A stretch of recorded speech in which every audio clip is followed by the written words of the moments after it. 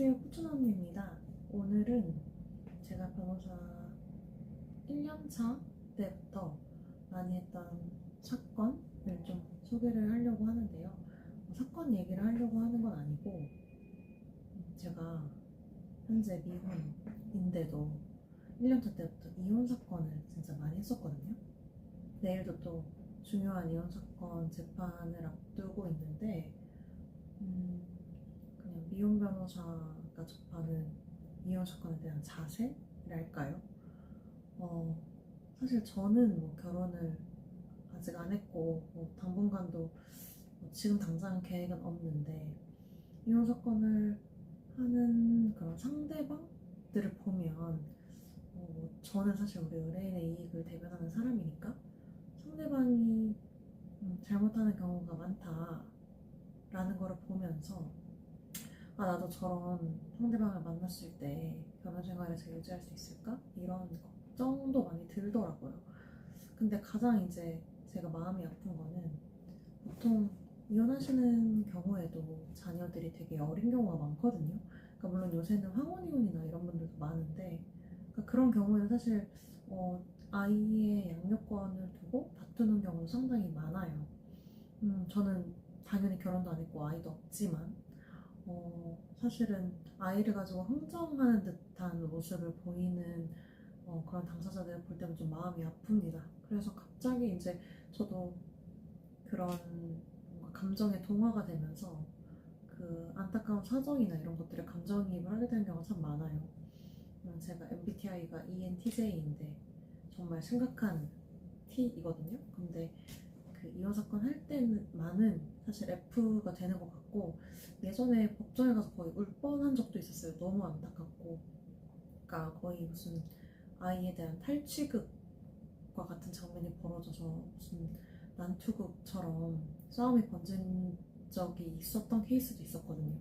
그런 것들을 보면 사실 좀 결혼에 대한 회의감이 들기도 하고, 그러니까 좀 연애나 결혼에 대한 두려움도 앞서기도 하더라고요.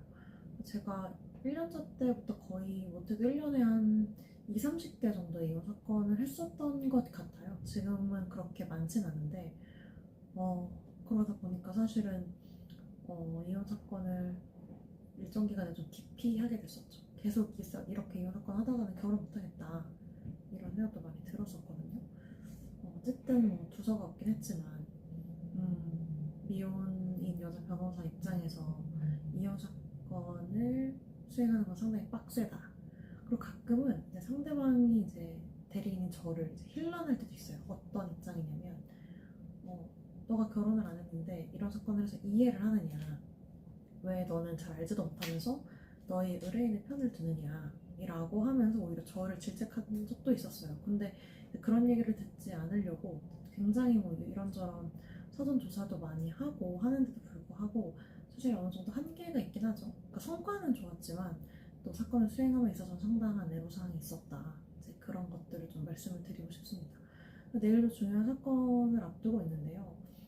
반소장을 어제 제출했어요. 그러니까 반소장이라고 하는 것은 상대방이 우리에 대해서 이혼을 청구를 했고 우리도 이혼을 청구한 입장이다라는 걸 이제 표명하는, 어떻게 보면 소장의 개념인 서류거든요.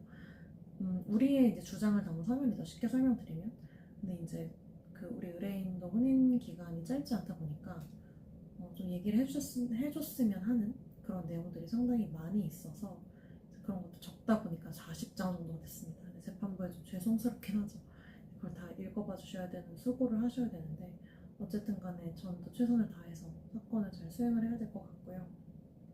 오늘도 야근입니다. 오늘은 여기는 안 계신 것 같고 여기는 계신 것 같아요. 오늘도 야근을 마무리하면서 오늘 일정을 또 끝내보려고 합니다. 근데 오늘은 저녁 한 8시부터 비가 많이 온다고 해요. 그래서 저도 가급적이면은 원래 퇴근을 하면서 운동을 해야 되는데 오늘 일정을 좀 보고 해야 될 것 같습니다. 거의 40mm, 시간당 40mm 정도가 온다고 하는 것 같아요. 어쨌든 오늘도 서면 작업을 하러 가보겠습니다. 이 뒤에 제가 쿠키 영상을 하나 올릴 거거든요. 근데 쿠키 영상은 제가 포춘 언니라는 채널명을 단 것처럼 가급적이면은 하루를 마무리하는 운세 카드를 한번 뽑아보려고 해요. 약간 포춘 쿠키 같은 느낌이죠. 그래서 제가 이 영상 뒤에 오늘의 운세 영상을 같이 달아놓으려고 합니다. 오늘도 행운 가득한 하루 잘 마무리하시고요. 다음에 또 뵙겠습니다. 감사합니다. 타로 카드를 제가 수집을 하다 보니까 여러 가지가 있는데 오늘도 이 차크라 카드를 한번 섞어보겠습니다. 이게 좀 운세 같은 거를 점치긴 좋은 것 같아요. 나머지는 뭔가 질문이 있어야 좀 잘 들어맞는 카드 같아서 이걸 한번 섞어보겠습니다. 좀 3번 섞을게요.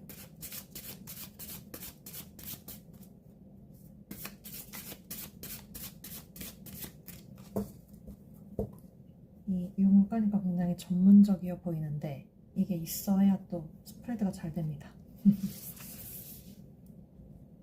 한 장만 뽑아볼게요.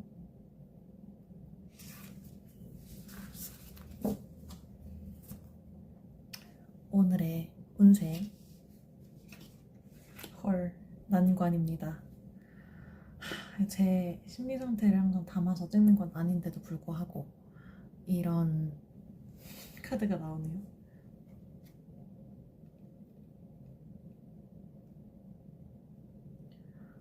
이 길은 막혔으니 다른 길로 가라는 그런 카드인데요. 재정비하고 초점을 다시 맞춰라. 피해 입지 않도록 스스로 보호해라. 라는 카드입니다. 그러니까 암시하는 내용은요. 이것이 끝이 아니고 오해로다. 길은 막혔고 당신은 난관에 처해 있지만 목표는 변함없이 그 자리에 있다라는 겁니다. 현재 상황이 바뀌도록 기다리지 말라는 거예요. 초점을 유지하되 다른 길을 찾아보라는 말입니다. 사실 저도 난관에 처한 경험이 많고 현재도 사실 일부 제 개인적인 일들이 있어서 그렇게 느껴지기도 하는데 어쨌든 목적지까지 가는 길은 하나가 아니니까 난관에 처했다고 하더라도 포기하지 않고 나아가야 된다라는 교훈을 주는 카드 같습니다.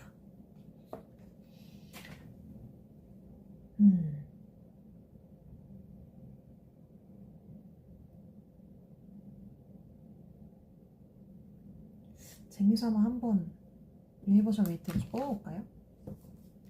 난관에 대한 조언이라고 해야 될까요? 오, 카드가 떨어졌어요.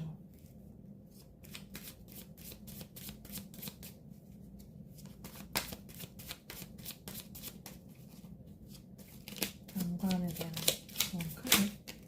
오.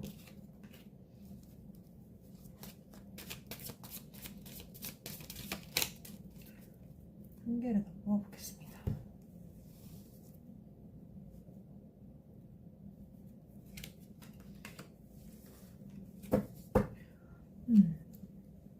제 해석으로는 그냥 이 통으로 뽑은 건데 일단 좀 지혜를 구해야 될 것 같아요. 이 하이프리스티스 카드가 좀 지혜로운 그런 상징이라고 해야 될까요? 그래서 좀 지혜를 얻어야 되는 입장인 것 같고 어떻게 보면 좀 포스워드가 좀 앞으로 나아가지 못하게 이렇게 칼이 꽂혀 있잖아요. 그래서 어떻게 보면 약간 일시정지 상태, 휴식을 의미하기도 하는데 이제 결과적으로는 스타 카드가 나와서 지혜를 구하고 일정량 휴식을 좀 취하다 보면 원하는 이상에 도달을 할 수 있을 것 같은 느낌을 주는 카드입니다.